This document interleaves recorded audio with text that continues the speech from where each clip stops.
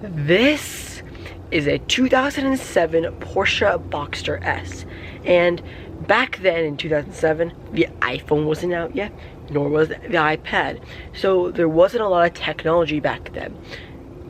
Then I had an idea.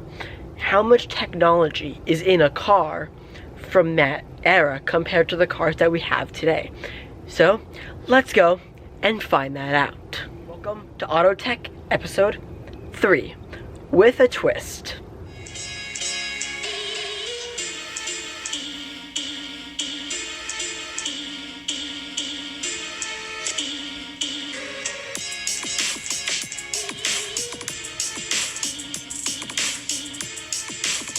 Now, if you're new to this series, my name is Shep. I run a YouTube channel called Shep's Tech, and I review, and I love cars, and I love reviewing different types of cars and all the technology within them. Now, obviously, back in 2007, there wasn't a lot of technology, so I wanted to challenge myself by taking a car from that era and obviously making a video about the technology inside this car. Now, if this video is very short, I am sorry, but I kind of wanted to change it up for the third episode. Let me guys know if you actually like me doing this episode. So comment down below what other cars you want me to see and try to do. And yeah, I really like doing this series. You guys seem to like it. The views have been pretty much up on it. So if you're new to this channel, smash the subscribe button. We're trying to get to 200 subscribers by my birthday, June 7th. So let's see if we can break that goal. I'm pretty hopeful that we will be able to get there eventually. 200 subscribers, let's do this. But without further ado, let's go and show you guys all the technology inside of a car from 2007. Keep in mind, Apple was just starting to get big then. Now let's start with probably one of the most important factors, and that is the key. This car had a key fob. Now keep in mind, this was a pretty expensive car back in 2007. The MSRP back in 2007 was $61,000. So in today's money, that's like $97,000. But keep in mind, this car had an actual key fob with actual buttons. Keep in mind that this buttons are pretty much obsolete today. But as you can see, this car had a key fob. Most cars just had a key and you had to go up to the door and like unlock it. Yeah, remember we used to do that? But this car actually had a button to unlock the car and lock the car as well. So press to unlock, press again to lock it. And it also had buttons on the key for both trunks. So for the front trunk and the rear trunk, which is actually interesting. I mean, again, not so surprising, but this is technology that this was actually a big thing back in 2007, and that was a key fob with buttons on it. Like, you didn't get that back then a lot. Now, as we step inside the car, the first thing you actually see is that there actually is part digital gauge clusters. Now, again, this may not be so interesting, but hey, most cars back in 2007 did not have digital parts of the gauge cluster. I'm not sure. I know most high-end cars did, but for example, a Toyota Camry back then did not have screens inside of the dials. However, but a Toyota Camry now does today. It took them that long, but Porsche was already ahead with screens inside their dials. And not so surprising, this car actually comes with a factory touchscreen, but this car does not have that option. So, but I'll put up a picture right here to show you guys what this would look like with the touchscreen. Would be right here, but also has screens down here. I'll go over all of this simply when we step inside the car real quick. So, also another thing you notice, this car obviously has automatic windows. I mean, every single car does back then. And also has, whatever this thing does. Oh, this is for lights. This is the lights. So yeah, this car actually did have automatic home lights. So if you lock the car and unlock the car, it actually shines the lights. So let me just do this real quick for you to show you guys. Okay, maybe it's too light up, but these lights light up. I think I showed you in the beginning of the video, but these lights light up when you're coming towards it. That's something that we have today, but in 2007, guess what? They had that too. That's pretty cool. Okay, let's get inside the car and show you all the technology this car has to offer. Technology, quote unquote. Let's step inside the car, and the key goes in the right side or left side. Now, if you're interested to see, actually, I first should have said this in the beginning, but if you're actually interested to see a whole review about this car, go on to my Chef's Tech Reviews Cars channel. I've already reviewed this exact Porsche Boxster S, and yeah, but I probably should also introduce the car. This is a 2007 Porsche Boxster S. So, anyways, let's get to starting the car. Keep in mind, it's 8:30 a.m. and I'm about to start a very, very loud sports car. Okay, so key goes in the ignition. Let's see here. There you go. Okay, here we go. Yep, TPC inactive. We're gonna get that fixed eventually. No idea what that means. Okay, 3, 2, 1. Okay, so now that the car is started, ignore the TPC inactive. I do not know what that is, so just pretend that the warning light is not on. But let's get to talk about the technology in this car. So obviously, down here you have this little toggle, which you could toggle the inside display. So if you go back like this, you can actually toggle different things. So like tire pressure back then, it actually can detect the tires back then. It can detect your average speed.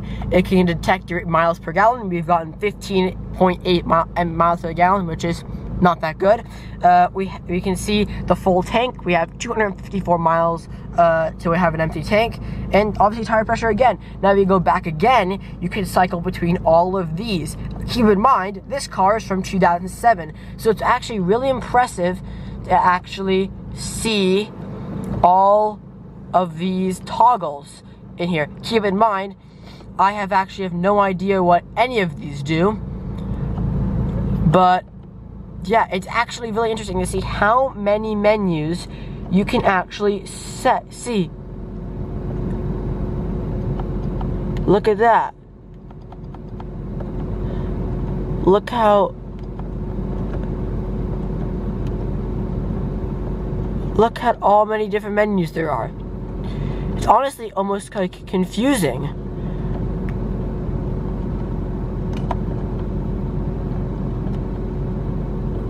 I mean, look at all the different types of menus you can see here. So that's actually really, really cool for all of these menus. And keep in mind, like, this car is from 2007.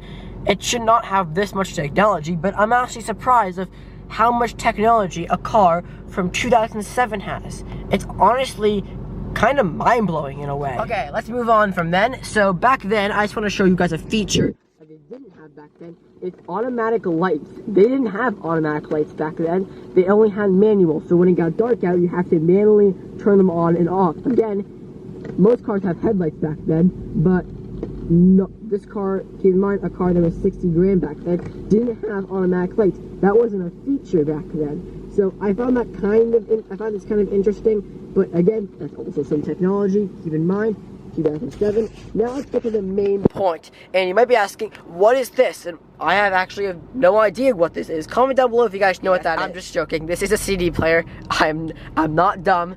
So this, you put CDs in, but I do not know too many people that actually use that. But back in 2007, like this was Bluetooth back then. I mean, there was no auxiliary port anywhere in this car because an auxiliary port never actually existed back in 2007. So this was your form of Bluetooth. I mean, I can't take my phone and Bluetooth it to the car like I usually do and test the sound system. So this is their form of Bluetooth back then. But you have all these toggles you can toggle between. You can toggle between the bass, the balance, the fader, the subwoofer, on and off, everything like that. All from this little tiny pixelated straight line screen. Your menus back then were all these numbers. The CD, the FM, and the AM were toggles right there. These are all your presets. Obviously, heated seats back then were a thing. Defroster, that was a thing back then. I know most cars did not come with the defroster back then, but they did. And today, you have your eco mode, which I don't know who anyone would use that, and your different zones. So yeah, back then you didn't actually get different zones for your AC, but back then just like today, we have different zones for our heating. Button right here actually controls the spoiler. Keep in mind, a car from 2007, so you press that. Let me just exit the vehicle, and you see, spoiler is up. That's pretty cool, right? Ugh, carbon dioxide, ugh. And then you hold it down to press it down. So I think we got every single thing in the car technology wise. We actually also up here you actually have an actual functioning dome light. You can see up here, functioning dome light. That's pretty cool, right? Up here, these buttons up here are for your garage door opener. So most cars actually have a garage door opener built into them. Back in 2007, guess what? This was a feature back then, and it's actually surprisingly interesting to see a automatic garage door opener back then. That's actually kind of cool. Another feature that this car does have back in 2007 that we now have today is an automatic top. Now, keep in mind, most convertibles back in 2007, or most very few, unless if you bought a really expensive one, had an automatic top. But this car has a automatic moving soft top. Most cars were either manual or they didn't have one, or it was an option. But guess what? This car has an automatic soft top. That is cool. You push this button down and the top comes right up over my head and over the car. Oh, the lighting. Okay, there you go. And you have to latch it back closed. So that's also back then. Nowadays, they automatically latch closed, but back then you had to latch it yourself. So that's pretty cool as well. But now let's go take a look at some other technology that's not in the interior. Shut the car off real quick, just so I'm not burning gas fumes.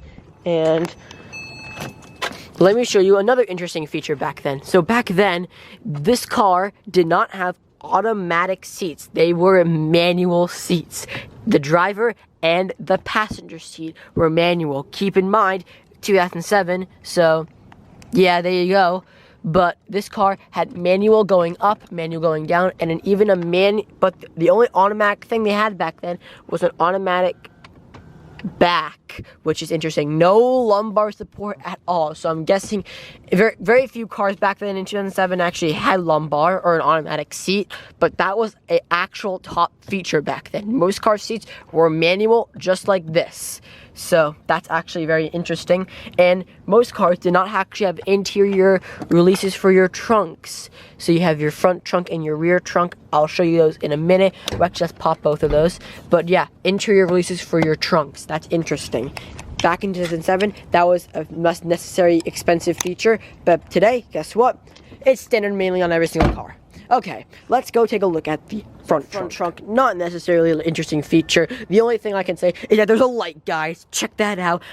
Cars today don't even have lights, and guess what? The Boxster has it. I'm just only kidding, guys. But yeah, nothing really much in the front trunk technology-wise. So we'll shut that. Same thing with the rear trunk there, or the rear trunk. Nothing really too interesting, other than that there's another light. But yeah. You can tell I'm running out of things to review with this car. That's because it's from 2007, and that it's really old and not in a that's not like in a bad way, but honestly, I'm so used to filming cars with giant touchscreens, and this car has like this one little tiny screen in the middle. But last feature before we round up the video. What this car actually had is LED lights. This car had actually LEDs back in 2007. So these are what cars had back then, were halogens. But back then, this car actually had LED lights, which actually were a really, really rare feature to find in 2007. And guess what? Today, they have them on every single car. But that's really cool that back then, they actually had LED technology back then. And like the light shadow and the light, that's pretty cool. But yeah, it's really cool that they actually had that technology back then. Okay, let's round up. I hope you guys did enjoy this video. If you did, smash that like button. Comment down below what your favorite feature about the car was. And let me guys know what other cars you want me to review. I wanted, again, I'm sorry this wasn't like a normal episode. I really wanted to try something different and review a car that was pretty old, but now I probably already know that cars from the newer age had cars from the age are better for this channel, for technology wise. Only if this car was a Porsche Taycan would have made 1 million views, but it isn't a Porsche Taycan, it's a Porsche Boxster S, but it's good enough, right? It's a Porsche. So hope you guys did, or Porsche, not Porsche, Porsche. Hope you guys did enjoy this video. I'm trying to get to 200 subscribers by my birthday, June 7th. So let's see if my 16th birthday will be even better if we hit 200 subscribers. I hope you guys did enjoy this video. If you did, smash that like button. Smash the like button, smash the subscribe button, turn that notification bell to get all my uploads on this channel. And yeah, thank you guys so much for watching. I'll see you guys next time. Peace. Coming in, yeah, flex. I just want